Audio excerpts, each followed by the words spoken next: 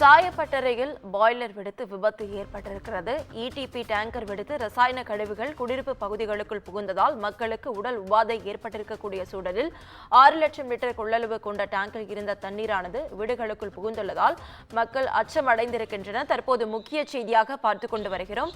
இதுகுறித்த முழு விவரங்களை வழங்க செய்தியாளர் கிரண் நம்மோடு இணைப்பில் காத்திருக்கிறார். கிரண், வணக்கம். முழு விவரங்கள். வணக்கம் நவீனா. கடலூர் அருகே உள்ள சிப்காட் சாயப்பட்டறை தொழிற்சாலையில் இன்று காலை பாய்லர் டேங்க் வெடித்து பெரும் விபத்து ஏற்படுத்தியது. லாயல் எனப்படும் சாயப்பட்டறை தொழிற்சாலை அதிகாலையில் டேங்க் வெடித்ததால் பெரும் விபத்து ஏற்பட்டது. இதில் 6 லட்சம் லிட்டர் கொள்ளளவு கொண்ட டேங்கில் இருந்த தண்ணீர் அருகில் உள்ள வீடுகளுக்கு புகுந்ததால் பொதுமக்கள் கடுமையாக பாதிப்பு அடைந்தனர். மேலும் ரசாயன கழிவு நீர் வீடுகளுக்குள் புகுந்ததால் வாந்தி, மயக்கம் மற்றும் காயம் ஏற்பட்டதாக 20க்கும் மேற்பட்டோர் கடலூர் அரசு மருத்துவமனையில் தற்போது அனுமதிக்கப்பட்டு சிகிச்சை பெற்று வருகின்றனர். இடிபி டேங்க் பகுதியில் சேமித்து வைக்கப்பட்டிருந்த தண்ணீர் அப்பகுதி முழுவதும் 50க்கும் மேற்பட்ட வீடுக்குள் புகுந்துள்ளது.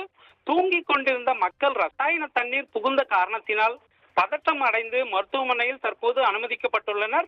இதன் காரணமாக கண் எரிச்சல், வாந்தி, மயக்கம் ஏற்பட்ட நிலையில் 20க்கும் மேற்பட்டோர் கடலூர் அரசு மருத்துவமனையில் சிகிச்சை பெற்று வருகின்றனர். நவீனா, விவரங்களுக்கு நன்றி கிரண்.